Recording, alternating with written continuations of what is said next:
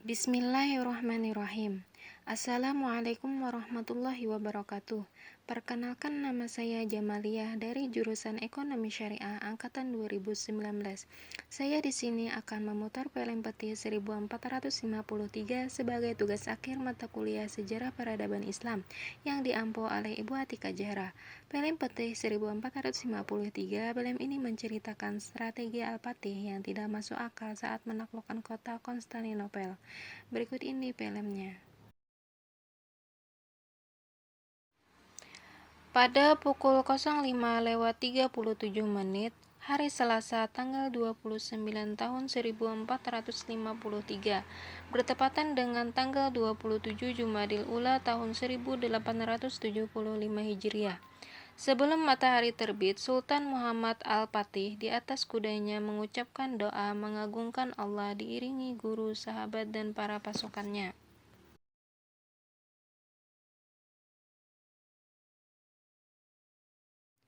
Al-Fatih mengendarai kudanya memasuki kota Konstantinopel. Dari pagi itu, dia belum genap 21 tahun. Tak ada lapas yang diucapkannya kecuali Masya Allah. Dia kagum dengan kebesaran kota Konstantinopel. Semua yang didapatkannya pagi itu tak lain adalah isyarah Rasulullah Shallallahu Alaihi Wasallam dan tentu saja kuasa Allah. Dia berkata, Alhamdulillah. Semoga Allah senantiasa merahmati para syuhada, memuliakan para mujahidin, serta memberikan kebanggaan dan syukur bagi rakyatku.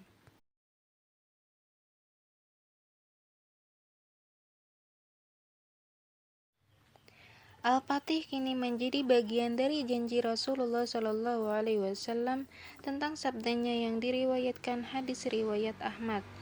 800 tahun sebelumnya akan dibebaskan kota Konstantinopel. Sebaik-baik pemimpin adalah pemimpinnya, sebaik-baik pasukan adalah pasukan itu. Hadis riwayat Ahmad. Pada tanggal 29 Mei 1453 adalah puncak perjuangan umat Islam yang terus berusaha selama ratusan tahun untuk mewujudkan isyarah Rasulullah Shallallahu Alaihi Wasallam, dan pembebasan itu menjadi salah satu tonggak sejarah kebesaran Islam yang diingat negara-negara adidaya kala itu. Pembebasan itu pula menjadi bukti bahwa Rasulullah tidak berdusta dan berhayal. Mana mungkin seorang Rasul akan berdusta? Karena itu bagi seorang Muslim, apapun yang dijanjikan oleh Rasulullah pasti akan terjadi.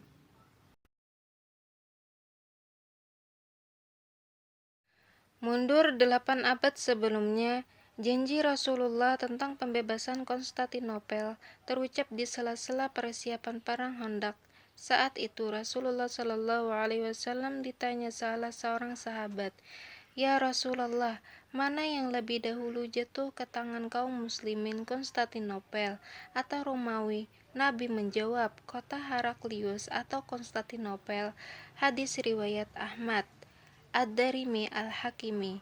Dan hampir 800 tahun kemudian, isyarah Rasulullah Shallallahu Alaihi Wasallam terbukti.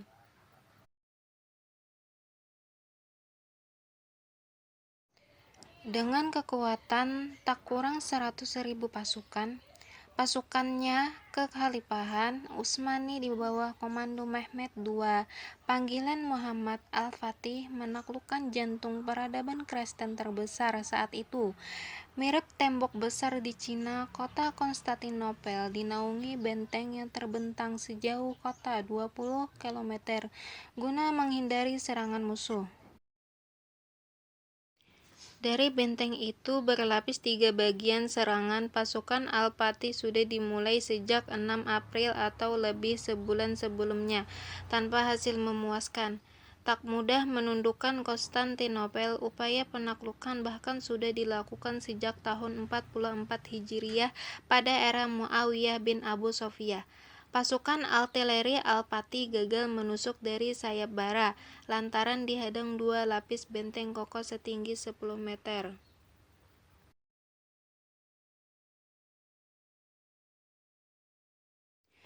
Pasukannya mencoba mendobrak dari selatan Laut Marmara. Pasukan laut Al-Fatih terganjal militansi tentara laut Genoa pimpinan Bios Diniani.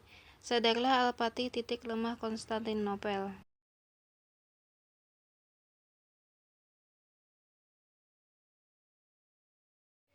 Selat ini dibentang rantai besar mengucilkan armada kecil sekalipun untuk melewatinya. Tapi Al-Fatih di saat itu usianya 21 tahun tak kehabisan akal. Ia membawa kapal-kapalnya dari laut ke darat demi menghindari rantai besar sebanyak 70 kapal digotong ramai-ramai ke sisi selat dalam waktu singkat. Pada malam hari, inilah awal dari kejatuhan Konstantinopel yang fenomenal.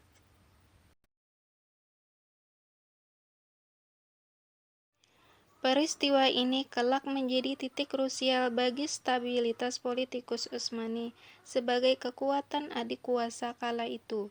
Jika bukan satu-satunya di dunia, tanggal 29 Mei 1453 juga ditandai sebagai arah berakhirnya abad pertengahan. Nama Konstantinopel kemudian diubah menjadi Istanbul, yang berarti kota Islam. Istanbul kerap dilafalkan Istanbul, kemudian sebagai ibu kota kekhalifahan Utsmani hingga kejatuhannya pada tahun 1923.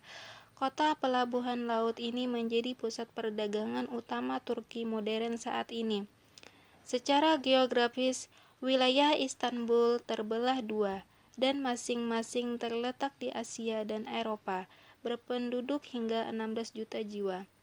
Istanbul adalah salah satu kota terdapat di Eropa. Itulah sejarah singkat tentang penaklukan Konstantinopel oleh Muhammad Al-Fatih. Semoga umat Islam selalu mengenang kegigihan para pejuang Islam dan dapat menjadi semangat dalam membela negara ini. Amin ya rabbal alamin. Wassalamualaikum warahmatullahi wabarakatuh.